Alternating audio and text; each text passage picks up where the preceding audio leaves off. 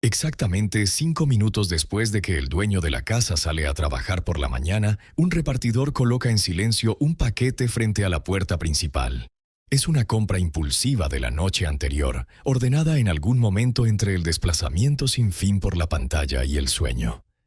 Esta caja es tan solo una de las aproximadamente 36 millones que llegarán a los hogares estadounidenses a lo largo del día, alimentando un apetito nacional que no parece tener límites por la comodidad de recibir productos directamente en casa. Dentro hay una trituradora de papel, $59.99, envío gratuito. Para los estándares actuales es uno de los productos de consumo más sencillos que existen. Apenas 40 componentes en total, cada uno fabricado con materiales comunes y ampliamente disponibles. Y sin embargo, para ensamblar esta modesta máquina de escritorio, esas piezas tuvieron que recorrer colectivamente más de 500.000 de kilómetros, pasar por cientos de instalaciones industriales repartidas en docenas de países y dar empleo a miles de trabajadores a lo largo del camino. Todo comienza en un único punto de origen. La mina Alcan Gove, ubicada en el territorio del norte de Australia, extrae 12,5 millones de toneladas de bauxita al año. Australia es el mayor productor de esta materia prima en el mundo, y esta operación se encuentra entre las más grandes del país. El yacimiento es tan remoto y tan vasto que funciona en la práctica como el cuarto núcleo urbano más grande de una región cuya superficie es aproximadamente el doble que la de Francia, a pesar de contar con una población permanente de apenas unos pocos cientos de personas. Prácticamente todos los que se encuentran allí en un momento dado han llegado en avión para cumplir su turno de trabajo y volverán a subirse a un avión de regreso a la civilización cuando su ciclo laboral termine. Si eso suena vagamente familiar, sepa que la calle principal lleva el nombre de Pandora y que la fauna local es posiblemente igual de peligrosa que la del planeta ficticio. En cuanto al proceso minero en sí, roza la simplicidad casi absurda. La mayor parte del material que buscan está literalmente en la superficie. En lugar de perforar las profundidades de la tierra, los equipos simplemente vuelan el suelo y cargan el material resultante en camiones de proporciones descomunales. Es un método tosco, pero extraordinariamente eficiente y económico. Tiene, no obstante, una consecuencia visible e inevitable. Las extensas zonas de extracción tiñen la tierra de un rojo intenso que puede distinguirse perfectamente desde el espacio. Una vez recolectado, el mineral bruto recorre 18 kilómetros sobre una cinta transportadora hasta llegar a un patio de procesamiento y almacenamiento ubicado en la punta de la península, donde el óxido de aluminio es separado de otras impurezas. Allí permanece hasta que un comprador envía un buque de carga a granel para atracar en el puerto dedicado de la mina. Entonces vuelve a una cinta transportadora, esta vez en dirección a un barco que espera anclado a casi 1,5 kilómetros de la orilla. Estos buques se encuentran entre los cargueros a granel más grandes del mundo. Deben permanecer tan lejos de la costa porque la escasa profundidad del litoral no puede acomodar su calado sin un puerto de aguas profundas construido específicamente para ello, y esa es una inversión de infraestructura que sencillamente no existe allí. El puerto opera bajo un sistema de 2 productos únicamente. El mineral bruto sale y el combustible pesado entra.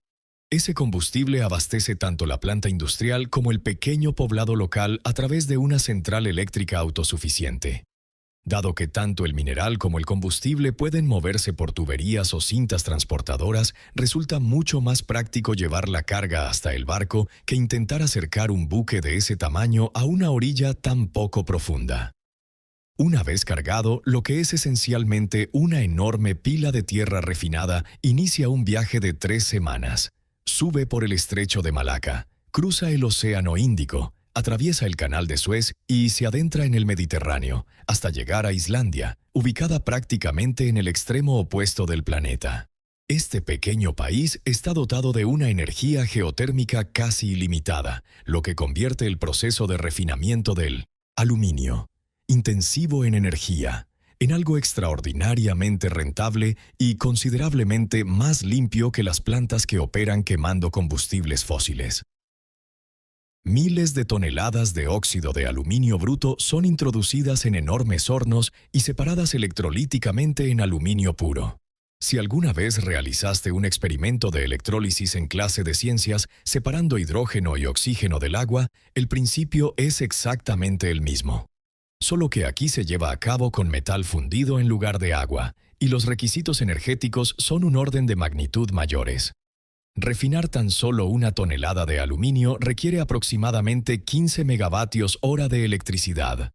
Para ponerlo en perspectiva, esa cantidad de energía sería suficiente para impulsar un Tesla Model 3 durante más de 100.000 kilómetros. Esta planta, sin embargo, funde más de 1.000 toneladas cada día. La lógica económica justifica con creces el transporte. El ahorro energético de refinar aluminio en Islandia compensa los costos adicionales de transporte más de 10 veces. Una vez completado el proceso, el metal fundido se vierte en moldes de lingotes, se apila en palés y se carga de regreso en el mismo tipo de buque de carga a granel que entregó la materia prima en primer lugar. Los lingotes emprenden el viaje de regreso atravesando el Mediterráneo, el Canal de Suez, y continúan hacia Fangcheng, un centro industrial ubicado justo al otro lado de la bahía frente a Hong Kong y Shenzhen, que con el tiempo se ha consolidado como uno de los principales puntos de intercambio comercial de metales en bruto como el cobre, el acero y el aluminio. Empresas como Henan Aluminium Industrial Company adquieren estos lingotes directamente de las plantas de fundición y los almacenan en sus bodegas al otro lado del río. Desde allí, estos negocios los distribuyen al por mayor en su forma original, pero también los transforman en láminas y placas de aleación que venden con un pequeño margen de ganancia a clientes industriales de todo el sur de China.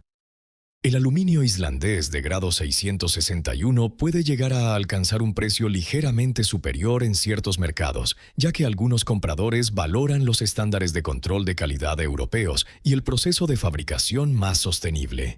Sin embargo, la mayoría de los fabricantes sencillamente no tienen mayor preferencia en cuanto al origen del material, siempre que cumpla con las especificaciones técnicas requeridas, lo que mantiene la competencia entre proveedores sumamente intensa.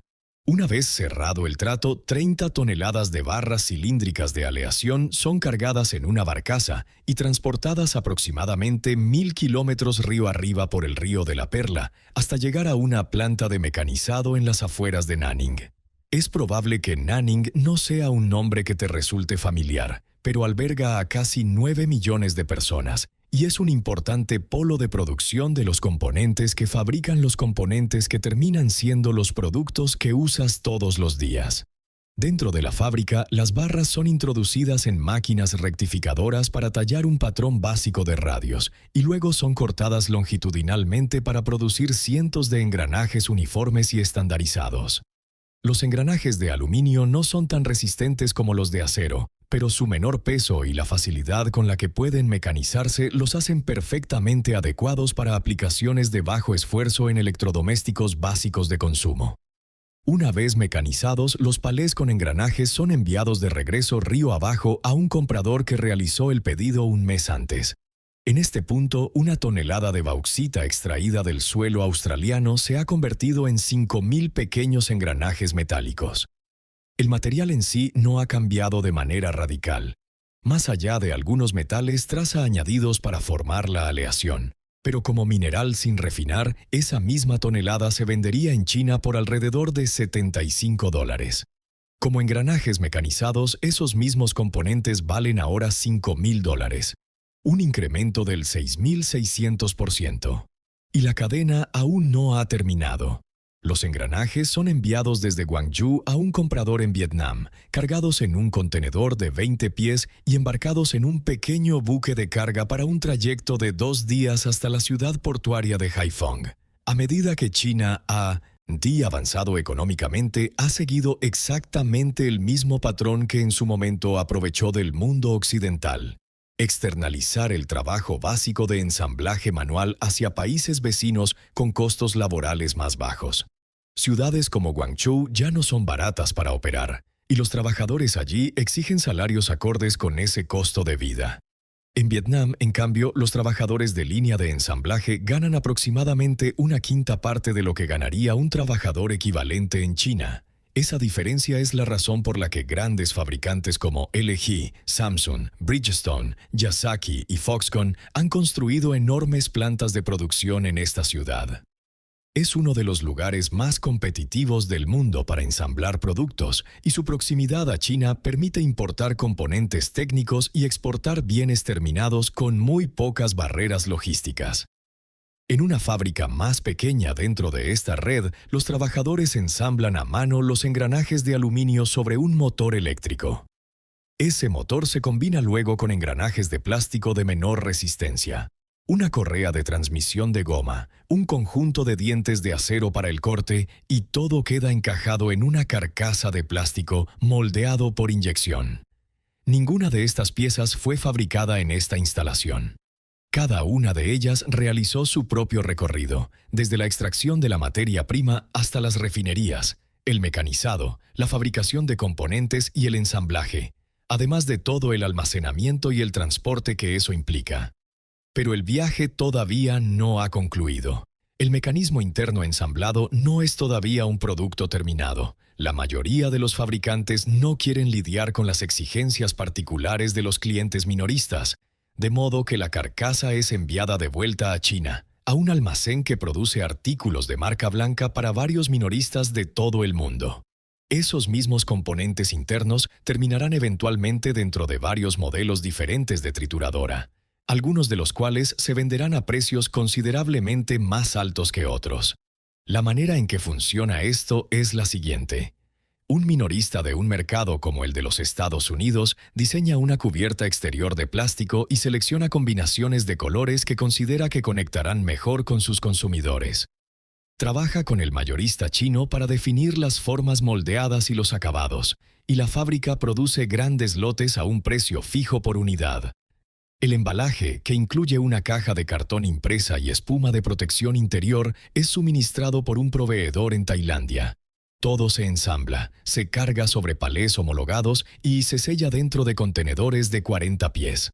Un agente aduanero externo se encarga de reservar los espacios en los buques portacontenedores y de garantizar que todo pase por aduana en ambos extremos con la menor complicación posible. Dado que las trituradoras de papel no son especialmente voluminosas, pesadas ni peligrosas, los contenedores pueden trasladarse directamente desde el puerto de Los Ángeles hasta una instalación de cross-docking de Amazon ubicada a pocos kilómetros tierra adentro. Los camiones recorren esa ruta de manera continua, las 24 horas del día, en un proceso logístico conocido como drayage. En el punto de cross-dock, los contenedores son abiertos, las unidades se clasifican y se distribuyen a centros de cumplimiento estratégicamente ubicados por todo el país, donde aguardan pacientemente a que alguien presione el botón de compra a medianoche. Lo que acabas de leer es un único hilo dentro de un producto de apenas 40 piezas. Rastrear el origen de cada componente de esta trituradora llevaría horas. Para un producto con miles de piezas técnicas llevaría días, y este producto en particular, estadísticamente hablando, será utilizado unas 12 veces antes de ser desechado. Aún así, recorrió continentes enteros varias veces, porque esa es, objetivamente, la forma más económica de fabricarlo. Australia tiene los recursos. Islandia tiene la energía. China tiene la red industrial. Vietnam tiene la mano de obra. Y los Estados Unidos tienen consumidores insaciables. Si esa red global de ventajas comparativas ha hecho del mundo un lugar genuinamente mejor, es algo que tendrás que decidir tú mismo. Lo que sí ha hecho, sin lugar a dudas, es hacer las cosas más baratas, más rápidas y más accesibles. Hoy, una trituradora de papel es una compra impulsiva. Hace 50 años, un aparato electrónico como ese habría sido una adquisición cuidadosamente considerada, posiblemente para toda la vida. Si hay un solo invento por encima de todos los demás que haya hecho posible todo esto, no es un teléfono inteligente, ni un satélite, ni un motor de búsqueda. Es una caja,